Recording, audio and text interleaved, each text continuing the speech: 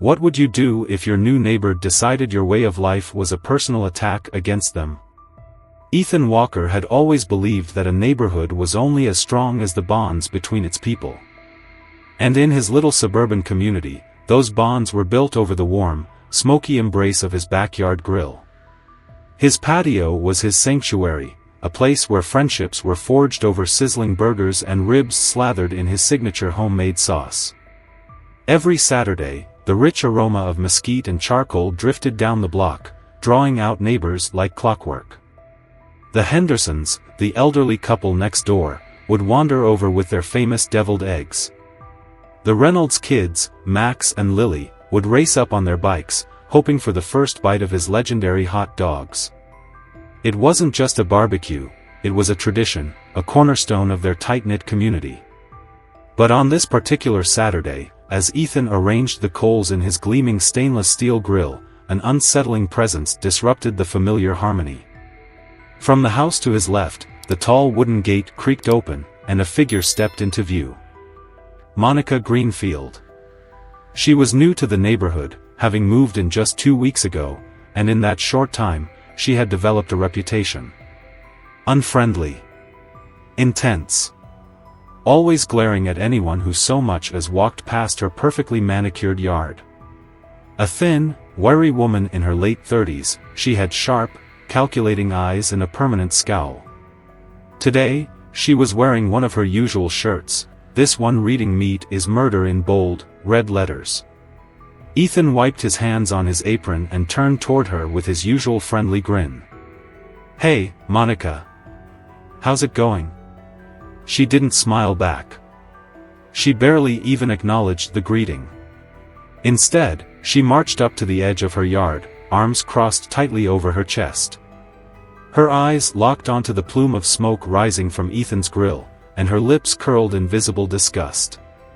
"Do you realize what you're doing?" she snapped, loud enough for the nearby neighbors to pause their conversations. "That smoke is toxic. It's polluting the air we all breathe." Ethan blinked. Not this again. He had heard of people like her, the ones who saw a backyard barbecue as some kind of personal attack against the environment. He had hoped she was just the reclusive type, but now he realized she was something worse. Still, he wasn't one to pick fights. He let out a short chuckle, hoping to lighten the mood. "It's just a barbecue, Monica.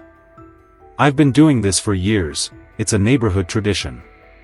"Well, maybe it's time for that tradition to end," she shot back, stepping forward. Her fists were clenched at her sides now. "Do you have any idea how harmful grilling is? The carbon emissions alone are astronomical. And don't even get me started on the stench, it's disgusting." Ethan exhaled slowly. She was serious. "Listen," he said, keeping his voice calm, "I'm sorry if the smell bothers you. But this is once a week, Anne." "Once a week?" "Once a week of poisoning the air," she cut in, her voice rising. "You're forcing everyone to breathe in those fumes, whether they want to or not. I won't stand by and let you destroy the planet just so you can char some meat like a caveman." By now, people had stopped talking and started watching. The Hendersons exchanged worried glances on their porch. The Reynolds kids, who had been laughing only moments ago, now sat quietly on the curb. A few of Ethan's friends had started arriving, parking their cars along the street. They stood frozen near the patio, unsure whether to intervene or let the argument unfold. Ethan felt the weight of all those eyes on him, but he refused to let Monica get under his skin. "Look," he said, taking a deep breath. "I respect your beliefs, but I'm not breaking any rules here. I'm just grilling food and having a good time with friends. If there's something specific that's bothering you, maybe we can talk it out like." "You think this is about my beliefs?" she interrupted, her voice venomous. "This is about right and wrong. And what you're doing is wrong. And I won't allow it to continue." Then, without another word, she spun on her heel and stormed back inside, slamming the door so hard the windows rattled. Silence hung in the air. One of Ethan's friends let out a low whistle. Who pissed in her granola? A few nervous chuckles rippled through the group, but Ethan wasn't laughing. He knew what neighborhood disputes could turn into, how small disagreements could spiral out of control. And deep down, he had the unsettling feeling that this wasn't the end of it. The next morning, Ethan Walker stepped onto his porch with a steaming cup of coffee in hand, enjoying the crisp morning air. The neighborhood was waking up, the hum of lawnmowers in the distance, birds chirping, and the occasional bark from the Reynolds dog across the street. It should have been a peaceful start to the day, but the nagging weight of last night's confrontation with Monica Greenfield still clung to him. He knew people like her, relentless, self-righteous, unwilling to let go. He took a sip of his coffee, trying to shake the unease, when something caught his eye. An envelope, neatly tucked into the folds of his morning newspaper. No stamp. No return address. Just his name and house number, typed in a cold, formal font.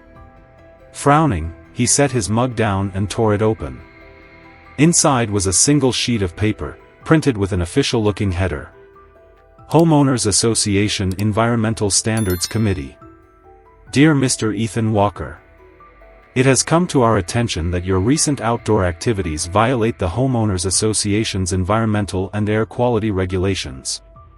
Effective immediately, barbecuing on your property is prohibited due to its contribution to air pollution and disruption to community harmony. Failure to comply will result in fines and potential legal action. Sincerely. Homeowner Association Environmental Standards Committee. Ethan read it twice. Then a third time. His gut reaction was frustration, but beneath that, something didn't add up. Environmental Standards Committee? He had lived in this neighborhood for years and never heard of such a thing. He flipped the letter over, searching for a contact number, an official seal, anything that would validate its authenticity. There was nothing. Just a vague threat wrapped in bureaucratic language. A slow realization crept over him. This had Monica written all over it. Clenching his jaw, Ethan marched inside, pulled out his phone, and dialed Frank Delaney, the HOA president. It rang twice before the familiar voice answered. Morning, Ethan. What's up? Ethan wasted no time. Frank, I just got a letter saying the HOA banned barbecuing because of air pollution. Is this real? There was a pause. Then a chuckle. Barbecue ban? That's news to me, Frank said. We don't have any air quality regulations. Send me a copy of that letter. Ethan snapped a photo and emailed it over. Barely 5 minutes later, his phone buzzed again. Yeah, Ethan, Frank's voice had lost its usual warmth. That's fake. We don't have an environmental standards committee. Someone's messing with you. Ethan exhaled sharply. He knew it. Let me guess, Frank continued, voice knowing. Monica? Bingo, Ethan muttered. Frank sighed. I've already had complaints about her trying to enforce her own rules. I'll talk to her, but Ethan, this kind of thing can't go unchecked. If she keeps it up, we might have to take official action. Appreciated, Frank, Ethan said, tension still buzzing under his skin. After hanging up, he wasted no time. He marched across the street, straight to Monica's front door, the fake letter crumpled in his hand. She answered with a blank expression, arms folded over her chest, as if she had been expecting him. Ethan held up the letter. Care to explain this? Monica's gaze flicked to the paper but remained impassive. I have no idea what you're talking about. Cut the act, Ethan snapped. I spoke to Frank. This is fake. You don't get to make up HOA rules just because you don't like my grill. Monica didn't blink. I'm just looking out for the community. By impersonating the HOA? Ethan shot back. I didn't impersonate anyone, she replied smoothly. I simply drafted a proposal for a new policy. The HOA should have stricter regulations, but since they refused to take action, someone had to make the first move. Ethan's blood boiled. "You're not the HOA, Monica. You don't get to decide how people live." Monica's lips curled into a smirk. "Maybe not yet." Ethan clenched his fists. He wasn't about to let this woman bully him, or anyone else, into submission. But he wasn't prepared for what she had planned next. The following morning, Ethan was in the middle of raking his lawn when a white city vehicle pulled up to his driveway. A man in a navy blue jacket with an official-looking clipboard stepped out and approached. "Mr. Walker?" the man asked. Ethan wiped his hands on his jeans. "That's me. I'm from the Health and Safety Department. We received a complaint about unsanitary food handling at your property." Ethan's stomach dropped. "You're kidding." The inspector shook his head. "We got an anonymous tip about improper food storage and handling during your outdoor gatherings."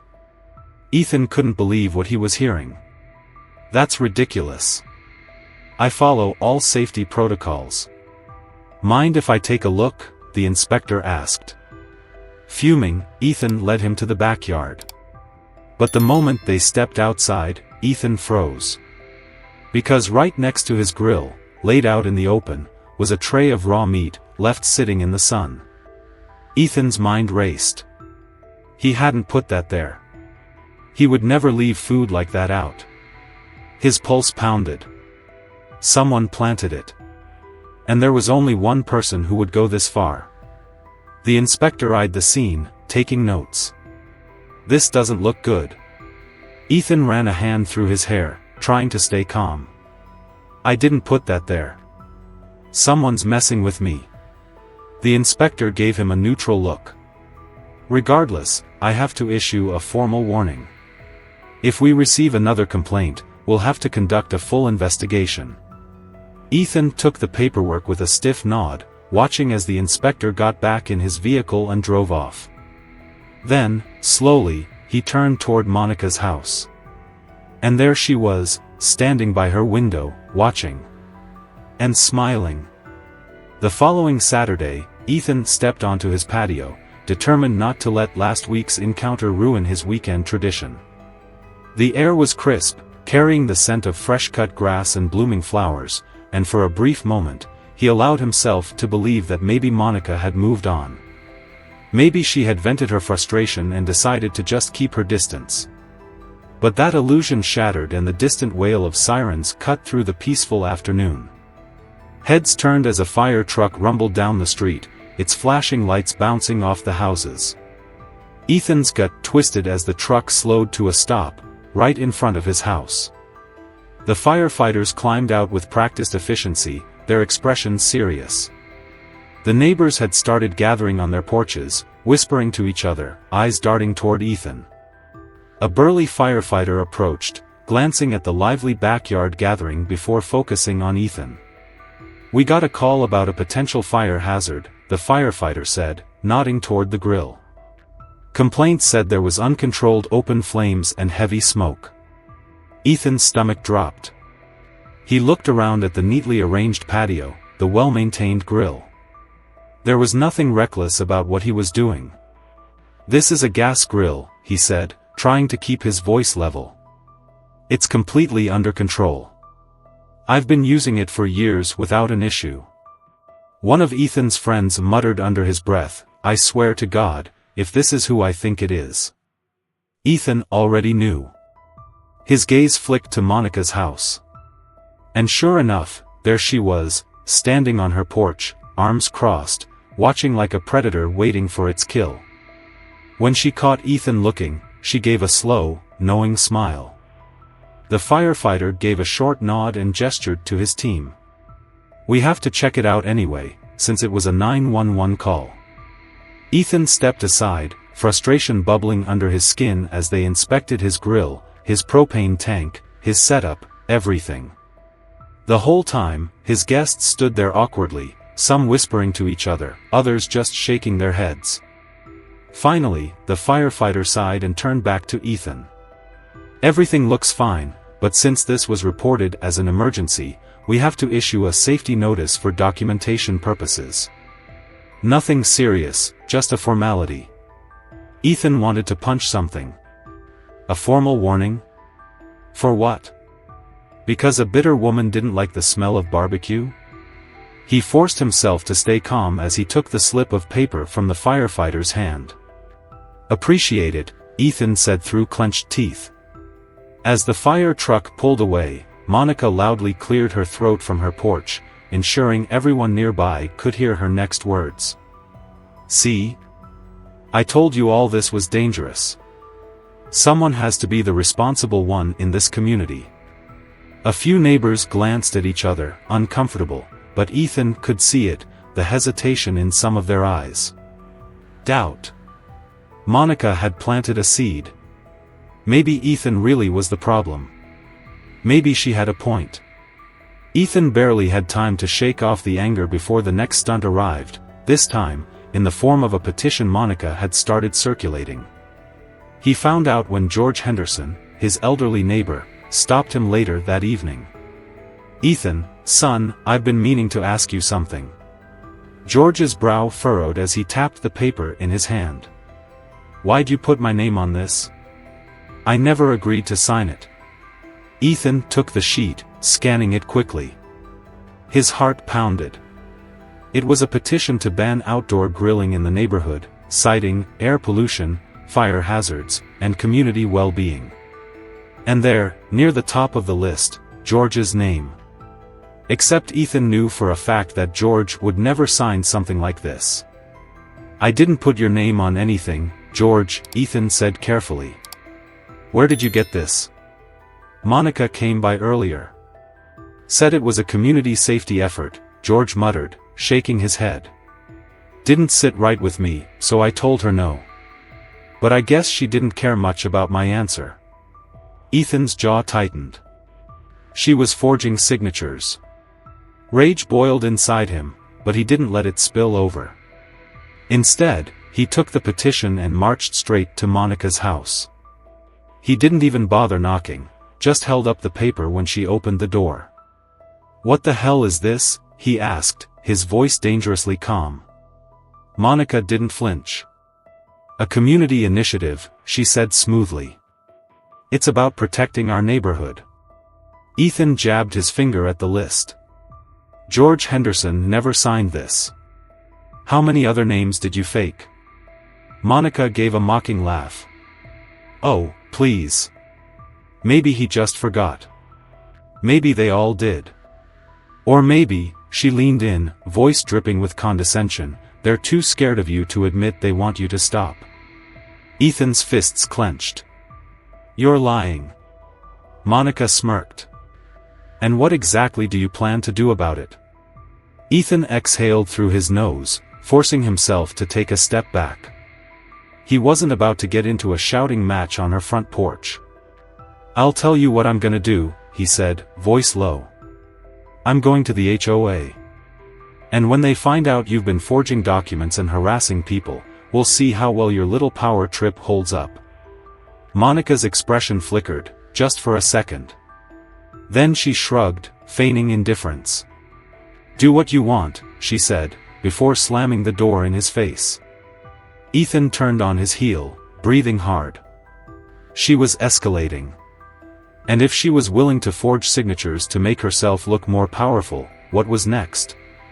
He had a sinking feeling that this wasn't the worst she had to offer. Ethan Walker had dealt with difficult neighbors before, but never like this. Monica Greenfield wasn't just annoying, she was dangerous. What had started as petty harassment had escalated into a full-fledged campaign to destroy him, one false accusation at a time. And now, he wasn't just angry. He was done. That night, Ethan couldn't sleep. Every time he closed his eyes, his mind replayed the day's events, the health inspector, the tray of raw meat that he hadn't left out, and Monica's smug smile from her window. He was furious, but more than that, he was on edge. The way she had executed each attack so meticulously, as if she had spent weeks planning every step, made him realize something chilling. she wasn't going to stop. The next morning, Ethan woke up determined to stay ahead of her. If Monica wanted to play dirty, he'd make sure she had no opportunity to twist reality in her favor again. He started by installing security cameras. He set up one facing the grill, another covering the front porch, and one angled toward the side yard. If Monica so much as breathed near his property, he'd have proof. But the next time she struck, she wouldn't need to set foot on his lawn. The following Saturday, Ethan decided to keep his barbecue low-key. No big gathering, no invitations to the neighbors, just him, his sister Rachel, and her daughter Emma, who was visiting for the weekend. He figured keeping things small would stay off Monica's radar. The day started off peaceful. Rachel prepped a salad in the kitchen while Ethan prepped the grill outside. Emma, a curious 7-year-old, skipped around the yard, picking flowers and chattering happily. Then, as Ethan grabbed his lighter and reached for the grill lid, he hesitated. Something smelled off. Not the usual mix of charcoal and spices. Something sharper. Chemical. A sinking feeling settled in his stomach. Slowly, he lifted the lid, and his blood ran cold. Inside the grill, nestled among the coals, was a thin, oily residue. Ethan barely had a second to process before Rachel's voice called from the house, "Hey, everything okay out there?" His voice came out too sharp, too urgent. "Take Emma inside. Now." Rachel, sensing something was wrong, didn't ask questions. She grabbed Emma and shut the door behind them. Ethan leaned closer, inspecting the grill. The strong, acrid smell was unmistakable. He didn't need to be a chemist to know what it was. Bleach. Someone had poured bleach into his grill. Had he lit it without noticing, the toxic fumes could have contaminated the food. Could have made them sick. Ethan gritted his teeth so hard his jaw ached. Monica. He had no proof, but he knew. He stormed inside, grabbed his phone, and pulled up his security camera app. He scrubbed through the footage from the night before. Hours of stillness. Nothing. Then, movement. A shadow slipping along the fence line. A dark figure reaching over. And then, the glint of a bottle being poured into his grill. It wasn't perfectly clear, but it was enough. Ethan exhaled slowly.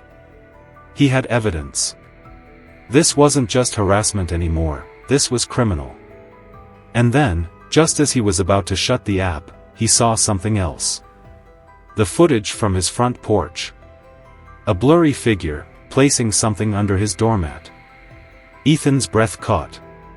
He rushed to the door and yanked it open. His eyes immediately dropped to the ground. There, sitting on his welcome mat, was a white envelope. No return address. His pulse hammered as he bent down, picked it up, and tore it open. Inside was a single sheet of paper. Typed. Anonymous. This is your final warning. Stop the barbecues or you'll regret it. No signature. No indication of who sent it. But he already knew. Ethan fisted the letter so hard it crumpled. This wasn't just petty revenge anymore. This was a threat. His hands were shaking, but not from fear. From pure, unfiltered rage. Monica had just crossed the final line. That evening, he called Frank Delaney and filled him in on everything. The fake HOA letter, the false health violation report, the bleach in his grill, and now this, a direct, anonymous threat. Frank was silent for a long moment. Then, he exhaled sharply.